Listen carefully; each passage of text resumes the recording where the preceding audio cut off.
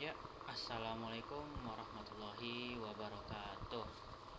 Jadi saya di sini ingin menjelaskan tentang topologi jaringan.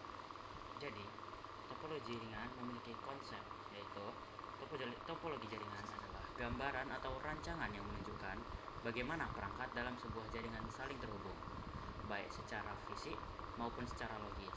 Topologi ini menentukan jalur komunikasi data, alur transmisi, serta pengaturan koneksi antar perangkat dalam jaringan. Lalu, apa itu topologi? Topologi jaringan adalah cara atau metode pengaturan hubungan antar perangkat dalam suatu jaringan komputer. Pengaturan ini dapat dilihat dari susunan fisik atau physical topology maupun alur data atau logical topology yang mengatur bagaimana data mengalir di dalam jaringan. Kalau ingin diilustrasikan, ini mirip seperti kita mengatur meja di kafe agar semua orang bisa mengobrol tapi tetap nyaman dan rapi, seperti yang bisa teman-teman lihat di gambar di sampingnya. Kemudian, fungsi dan manfaat dari menggunakan topologi.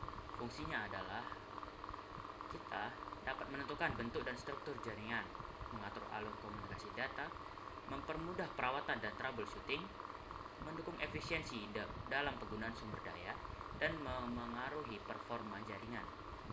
Adapun manfaatnya yaitu efisiensi dalam biaya dan waktu, kemudahan pengembangan jaringan, stabilitas dan keamanan data, optimalisasi kinerja jaringan, sampai memudahkan manajemen jaringan.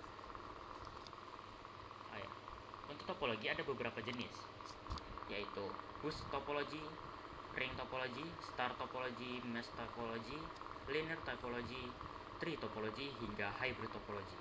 Masing-masing penjelasannya ada di layar berikut, bisa teman-teman lihat. Kemudian saya akan menjelaskan kelebihan dan kekurangan tiap-tiap atau masing-masing topologi. Yang pertama adalah bus topology. Bus topology memiliki kelebihan, yaitu biaya instalasinya yang cukup murah dan mudah diinstalasi. Namun, dia memiliki kekurangan, yaitu jika kabel utamanya putus, seluruh jaringannya akan terhenti. Lalu, kurang efektifnya topologi ini kurang efektif jika digunakan untuk lalu lintas data yang tinggi. Kemudian, ring topology. Ring topology memiliki kelebihan mengurangi resiko tabrakan data. Aliran data lebih teratur. Namun, juga memiliki kekurangan, yaitu jika salah satu perangkat atau kabel rusak, jaringan akan terganggu. Yang ketiga adalah linear topology. Kelebihannya adalah desain yang sederhana dan menghemat dana atau menghemat kabel.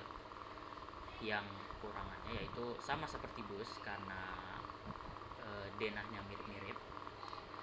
Kabel utama adalah yang menjadi titik lemah dari topologi ini. Topologi yang keempat, topologi tree. Kelebihan dari topologi tree adalah mudah untuk dikembangkan dan cocok untuk jaringan besar. Namun, kekurangannya yaitu jika jalur utamanya rusak, maka seluruh cabang di bawahnya akan mati. Yang keenam, mesh topology. Topologi ini memiliki kelebihan sangat andal redundansi yang tinggi. Minusnya, biaya instalasinya yang sangat tinggi karena memerlukan banyak sekali kabel hingga pemasangan yang sangat rumit. Lalu, ada topologi star atau topologi ke-6. Topologi ini memiliki kelebihan.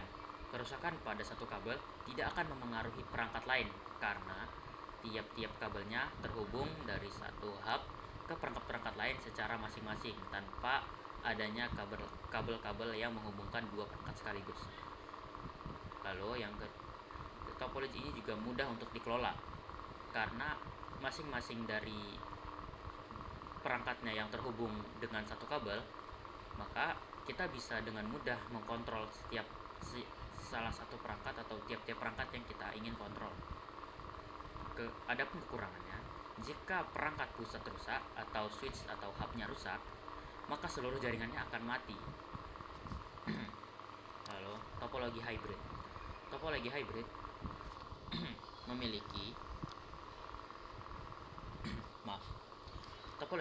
memiliki kelebihan, yaitu fleksibel sesuai kebutuhan dan dapat mengoptimalkan kelebihan topologi yang digabungkan. Seperti di gambar, topologi tree dan topologi bus digabung menjadi satu kesatuan, yaitu hybrid topologi. Tiap-tiap kelebihan dan kekurangannya diisi satu sama lain dan menjadikannya suatu kesatuan. Namun minusnya atau kekurangan dari topologi ini adalah kompleks, karena dua topologi digabung menjadi satu menyebabkan biaya yang mahal dan susunan yang kompleks, menyebabkan instalasi cukup sulit dilakukan. Mungkin sekian dari saya.